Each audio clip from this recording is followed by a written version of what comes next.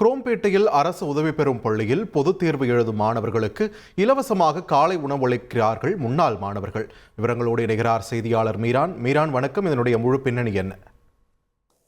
தமிழகத்தில் 10, 11, 12 வகுப்புகளுக்கான பொதுத் தேர்வுகள் நெருங்கிக் கொண்டிருக்கிற நிலையில் தமிழகம் முழுவதும் இருக்கின்ற அரசு பள்ளிகள் மற்றும் தனியார் பள்ளிகளில் தேர்வுக்கு மாணவர்கள் தயாராகி வருகிறார்கள்.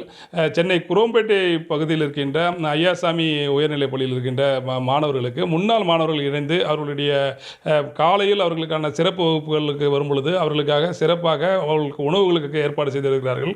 இந்த அரசு உதவி பெறும் பள்ளியில் பெரும்பாலானவர் இந்த பகுதி முழுவதுமாக ஒரு நடுத்தர மக்கள் தான் இந்த பகுதியில் வசித்து வருகிறார்கள். அந்த பெரும்பாலான மாணவ மாணவிகளின் பெற்றோர்கள் கூலி வேலைக்கு செல்பவர்களாக இருக்கிறார்கள். காலையிலே அவர்களை சிறப்பு வகுப்புகளுக்கு அனுப்புகின்ற பொழுது அவர்களுக்கு சரியாக முறையில் அவர்களுக்கு உணவு தயாரித்து கொடுக்க முடியாத சூழ்நிலை இருப்பதாக அவர்கள் தெரிவித்திருந்தார்கள். இந்த நிலையில் கடந்த ஒரு 3 ஆண்டுகளாக இந்த பள்ளியில் படித்த முன்னாள் மாணவர்கள் மாணவிகள் இணைந்து அவர்கள் ஒரு நிதி திரட்டி இந்த மாணவிகளுக்கு ஒரு நல்ல கல்வியை கொடுக்க வேண்டும் என்ற உயரிய நோக்கத்திற்காக காலையிலே அவர்களுக்கான சிற்றுண்டியை வழங்குவதை தொடர்ந்து கொண்டிருக்கிறார்கள்.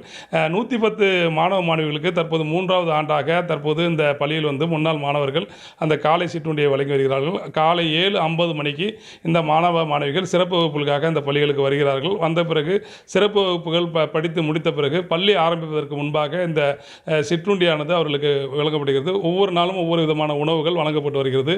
இதற்காக முழுவதுமாக அந்த முன்னாள் மாணவர்கள் அந்த நிதியை பகிர்ந்து அவர்களே முன்னின்று இந்த பணிகளை செய்து வருகிறார்கள். இதன் காரணமாக ஏராளமான பள்ளி மாணவ மாணவிகள் காலையிலே அவர்களுடைய கல்வியை பயின்று வருகிறார்கள். பொதுத் தேர்வுக்கும் அவர்கள் தயாராகி வருகிறார்கள். இதன் காரணமாக பள்ளியின் தேர்ச்சி விகிதமும் தொடர்ந்து அதிகரித்து வருகிறது. உங்கள் விரிவான தகவல்களுக்கு நன்றி மீரான்.